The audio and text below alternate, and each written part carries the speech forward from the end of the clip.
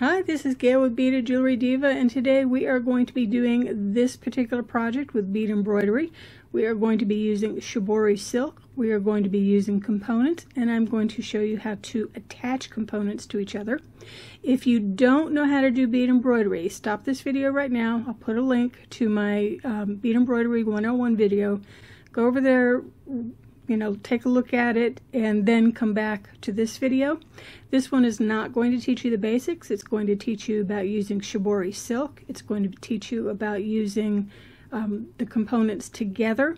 So that's what today's project is going to be. Also, towards the end, I'm going to have a gallery of some of my work. And by the way, I'd like to know which one in the gallery that you like best. If you enjoyed today's video, please go ahead and give me a thumbs up. If you'd like to see more bead embroidery videos, please give me a thumbs up or leave a comment. Carrier pigeon might work too. You never know. Anyway, let's go ahead and see what kind of supplies that we're going to be needing for this particular project. Supplies. Let's talk cabs. This is some bead embroidery. Some of these are done. Some of these are not done. I'm not going to use all of these, but I'm going to choose from these for my project. So get yourself a selection, or if you only have one or two, just grab your one or two. Time for more bead soup. Yay! So I've got some bead soup, and I just threw some of this down. If I need to add more later, I can. But bead soup is where I'm starting. I have some thread, I have some gray Sono, and I have some dark blue 1G. What I end up using will depend on the colors I end up choosing. I have a pair of sharp scissors, yay! I also have a needle. I think this one is probably size 11. You can use 11 or 12 as you see fit. You're going to need some sort of glue. I'm using E6000 today. This is my favorite. Okay, for this project, since we're going to need to mount some of these, we're going to need some backing. Today I'm using lacy stiff stuff. You could also use, for example, stiffened velvet. Ha! Today I'm having fun. You could also use stiffened felt or things like that. But today I'm using some lacy stiff stuff.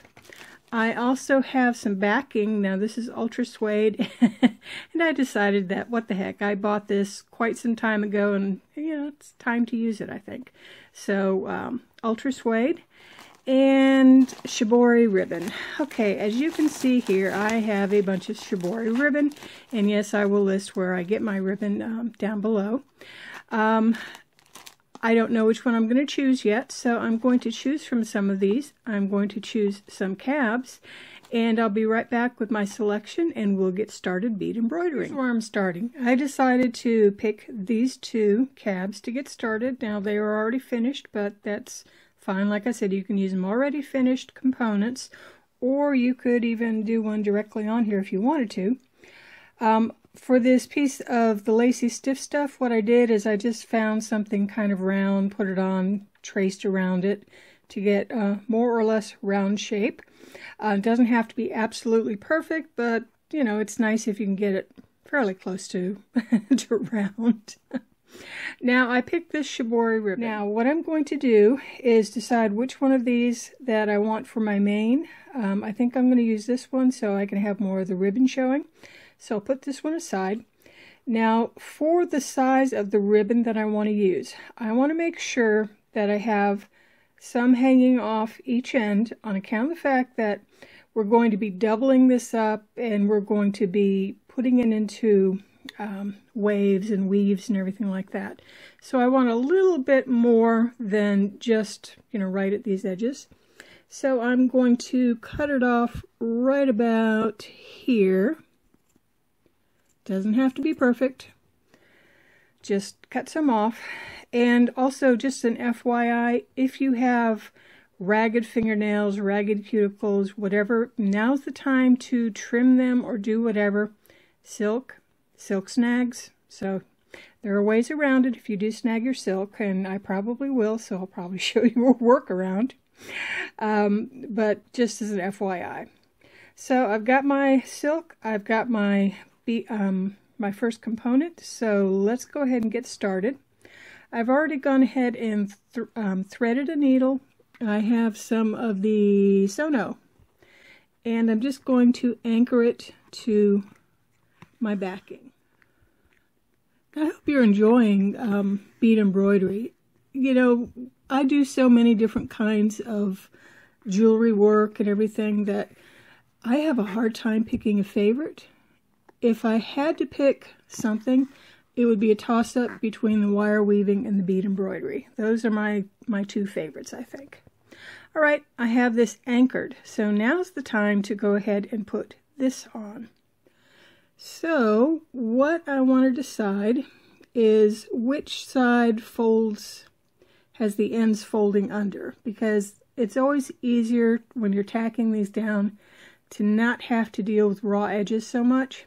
Doesn't matter if you pick the wrong side, believe me, but it's easier if you kind of can lay these down some. So what I'm going to do is I'm going to pick a spot, and I'm not going to go right up to the edge, but I'm going to pick something that's close to the edge. And where's my thread? I need my thread up near the edge. So pick something that's fairly close to the edge, but not on it, and you'll see why later. And I'm going to come up through the backing and through the silk.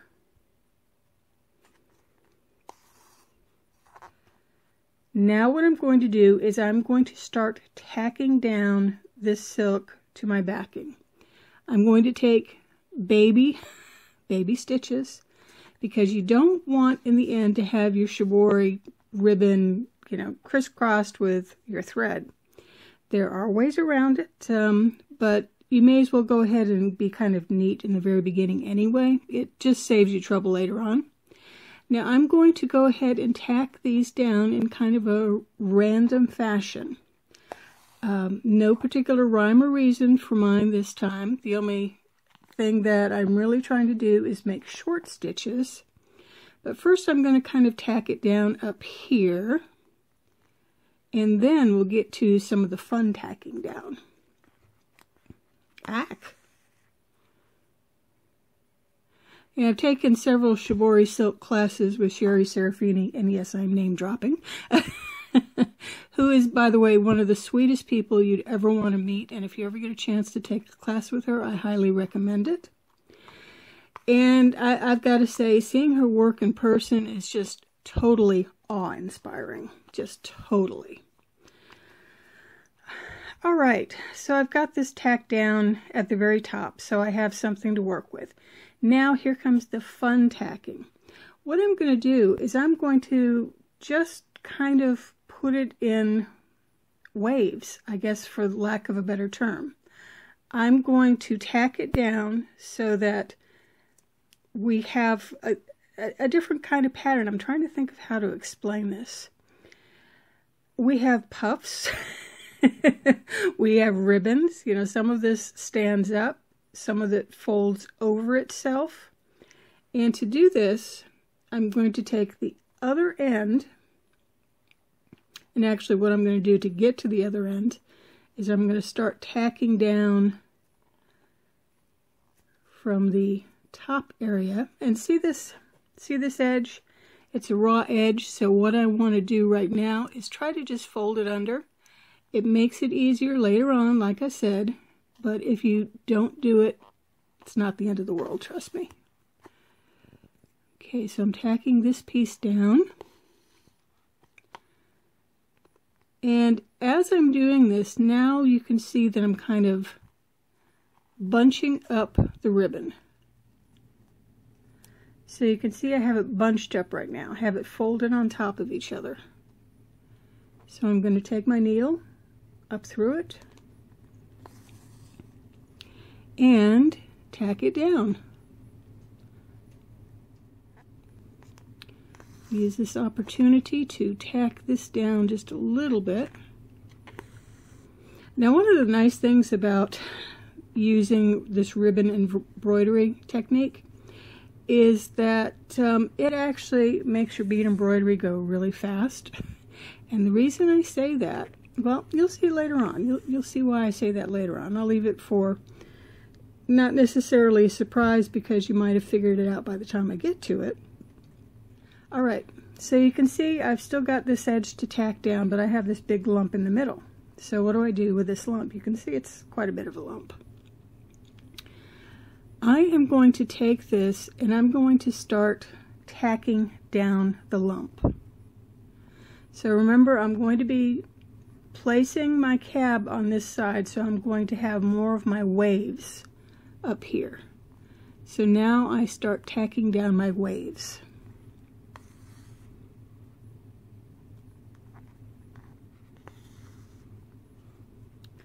So you can see I've tacked down this some. I think I'm going to go ahead and make like a little hole in here. And, you know, I'm jumping around a bit on the back side, and I've just got a piece of tangle coming through there. I'm jumping around a bit on the back side, as you can see, and that's because for this particular piece of thread, and something weird has just happened. We'll pretend that didn't happen. But for this particular part of the project, it's okay to jump around because all you're doing is tacking down. You're not actually putting beads on it at this point. Now we can go ahead and tack down this in one of a couple of ways.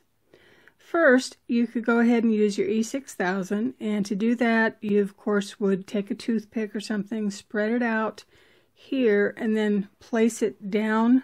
Now the trick at that point is you're going to have to hold it down for a few minutes because, you know, you've got ribbon in place and you've still got to tack this down some. So if you go that route, like I said, you're just going to need to hold it for just a little bit.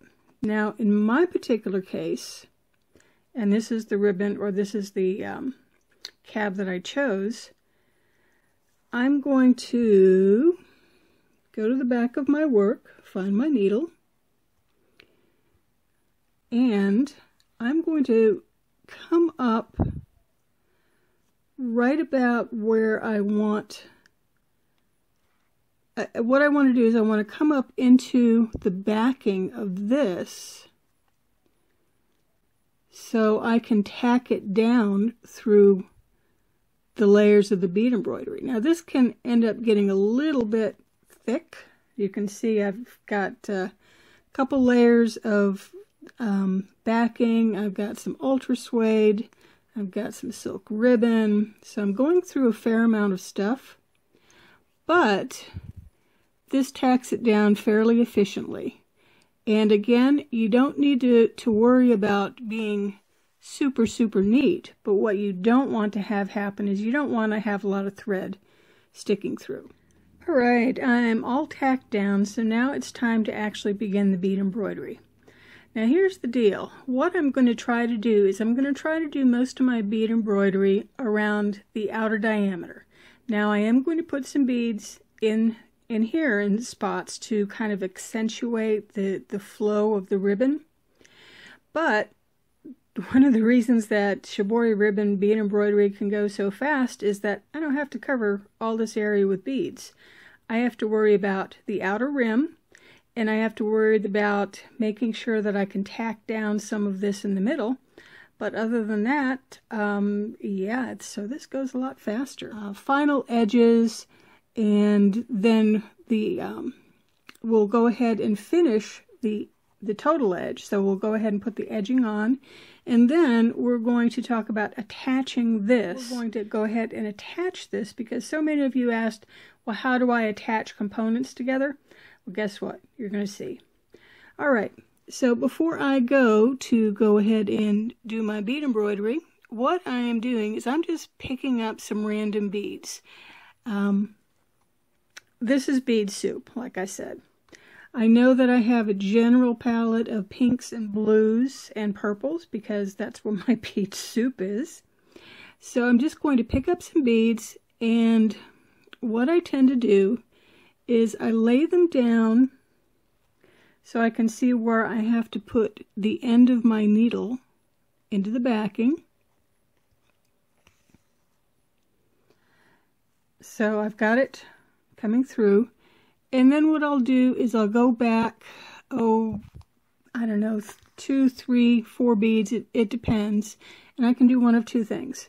So I've come up and I can go ahead and loop over. So let me see if I can show you. So the thread is coming up on this side of the pink bead. So here we go. I'm going to put my thread over the pink bead and down into the backing.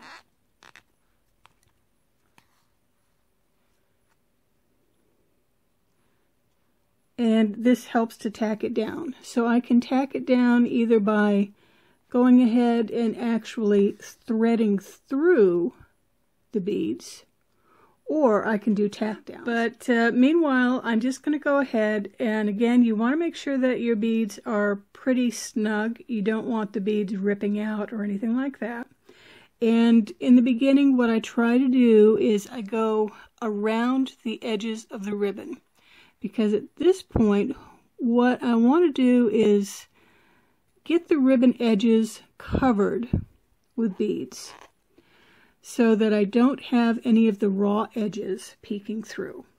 And that's why, like I said, you want to go ahead and get the raw edges, you know, folded under if you can, because otherwise you're going to have to go ahead and find ways to actually cover them so that the thread doesn't, or so that the material doesn't come up through. Now it's time for a step back to review and see what kind of balance there is to this. I think it looks fairly good as far as balance goes. The only thing that I need to maybe handle is this part right here. I think it's sticking up just a little too high, and I might end up getting it stuck on something. You know. So I'm going to show you real quick how I'd handle this part. So I've got my needle and thread, and I'm just going to go barely up and catch this. First I gotta, there we go.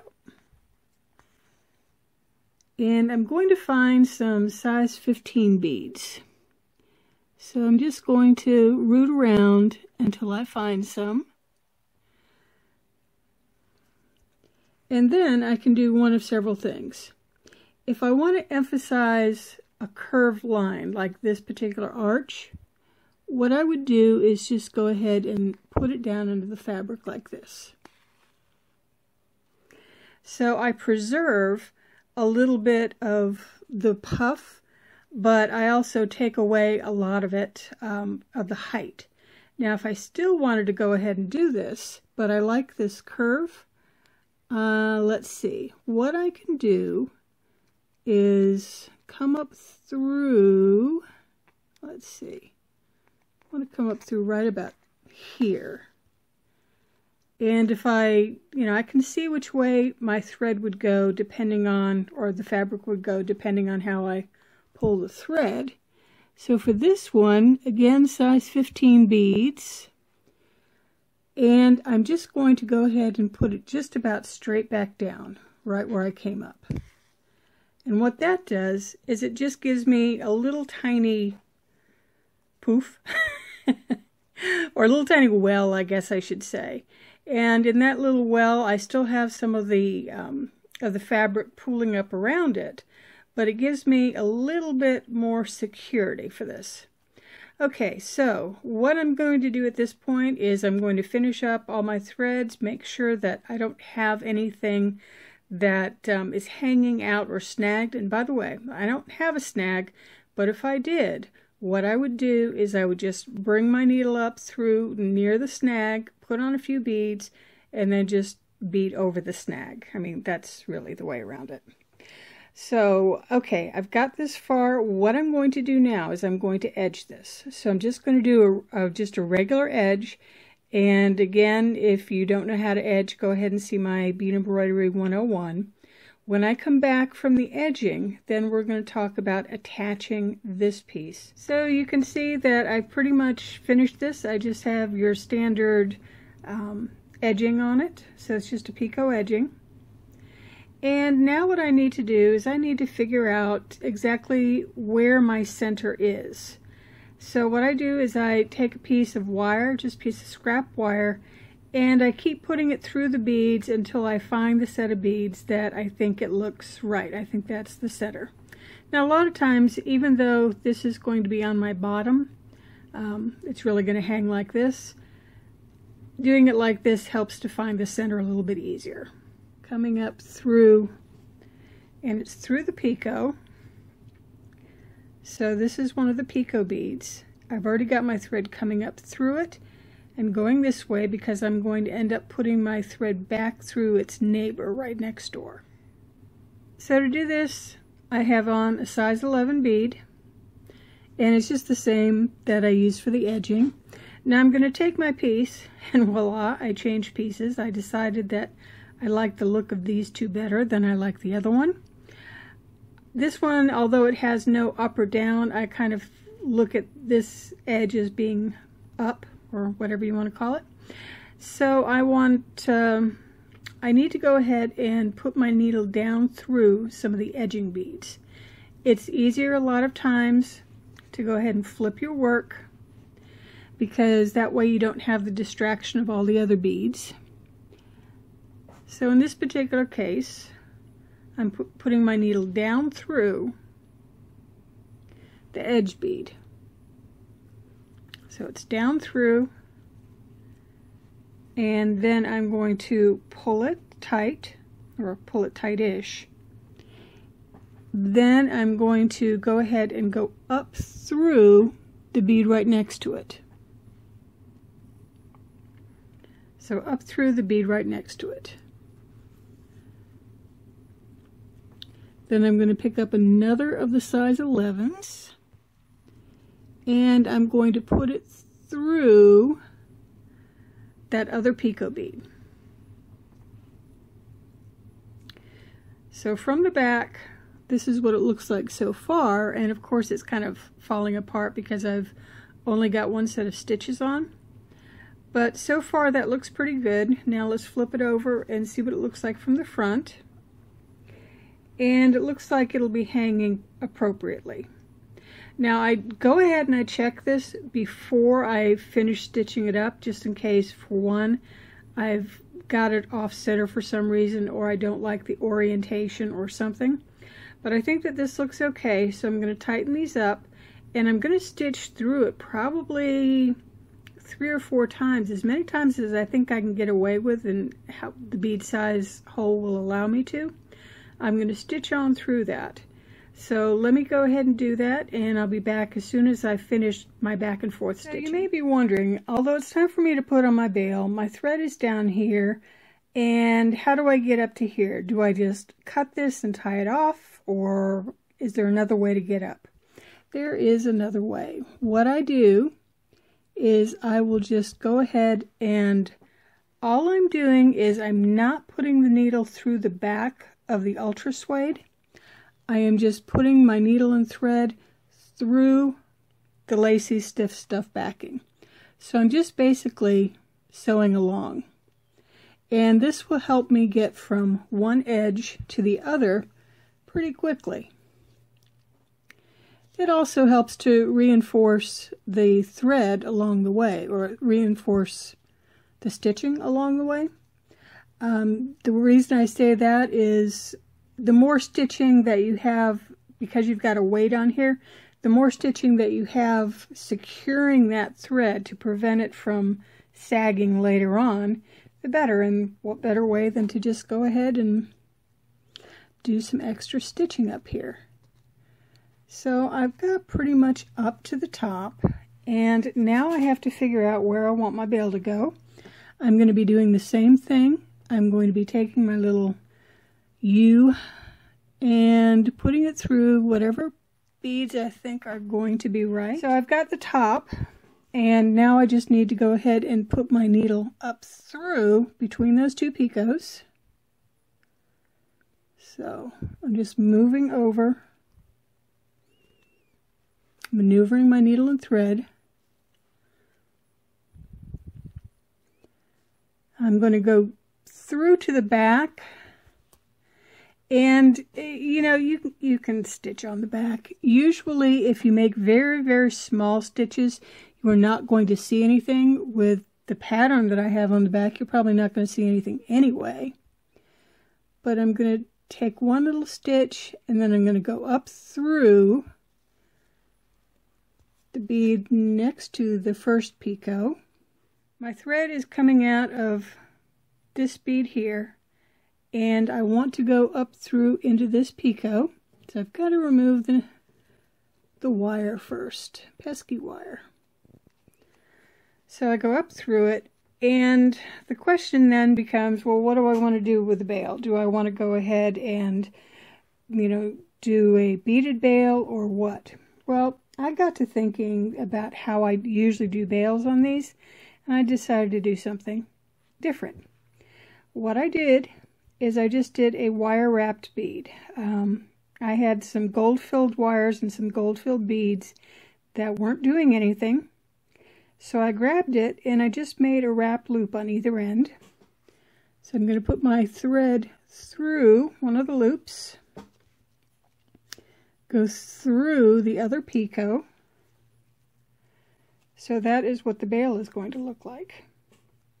And again, as before, I'm just going to stand it back some and look at it and make sure that it's in the right place before I go ahead and stitch it all the way on through. So I think it's okay. So again, what I'll do, I go in from the back because it's easier to see, and I'm just going to go back and forth stitching along the way, and every so often I'm going to go ahead and go through the backing to the lacy stiff stuff. I'm going to take another small stitch, making sure that I'm not catching on anything else, and then I'll loop through again. So I'm going to do that probably about 4 or 5 times. When I come back, we'll take a look at the finished piece. I'll see if I can find something to hang this on, and then we're going to take a look at more shibori works that I've done. So here's what I ended up with. So I have this on a chain. I have a chain with a magnetic clasp on it, and then I just used some beading wires with the infamous wire guardians and crimp covers, if you haven't seen that video. I have that, and there it is. So that is today's project with Shibori silk. Let me show you some other items that I have in the works, and then I'll show you some of my finished works too. Alright, so here's one that I started and haven't quite finished yet. Now, obviously, I really like the way this red ribbon is folding over here. Now this happens to be a thicker ribbon, so it's okay that it puffs up some. This is a very fine ribbon, this is thicker, but I think that looks kind of neat. I think the rest of it I'll be doing probably in black, and I think the black and the red kind of look neat together. Here's one that I did some time back. You can see there is shibori ribbon, but it didn't take center stage on this one. I did more bead embroidery. So I've never really done anything with this, and to me it looks wonky, but I'll figure out something to do with it. I have a set of earrings that are still in process. So these are the earrings that are going to be eventually put on their wires. And you can see I used the cheetah print there too. But you can see little bits of shibori ribbon. So we've got those. Then here's one where I kind of nestled a Swarovski Rivoli in it. So it's kind of neat. I'm still not happy with this one either, but I did say, I think at one point, that everyone goes through a point with any project where they hate it. Alright, so let's see some of my cuffs. Here's one of, it's not the first cuff I did, but it's one of the first. So maybe it was the second or third one that I did. And I think this one's pretty. I like it. And yeah, I just used a lot of blue, and it's kind of monochromatic, but that's okay. It works. So I've got that one. Now this one is all in gray. So it's really gray and pearls, and I think this one looks really neat. You really have to almost see it in person to appreciate this one. But there's a lot of silver, gold, and then the gray shibori silk. This one, it has, let's see if I can get it apart. There we go. you can see where I have a lot of the ribbon just folded like that. So instead of lying flat open, it's just, I left it as ribbon work. So this one was kind of different. And I like this one too. And you can see I used the whole color spectrum on this one, from yellow, orange, all the way up to the pinks and the purples. And then this is the first one that I ever did. This is the first Shibori silk cuff that I ever did. And it's probably still one of my favorites. It's it's very wide. And it's a lot more comfortable than you might imagine. So that is what we have for today's project with the Shibori silk, and then my little mini gallery of sorts. I hope you've enjoyed today's class. If you have, please go ahead and give it a thumbs up. And let me know, by the way, which one of these do you like best? Just curious if it's blue, gray, purple, or multicolor.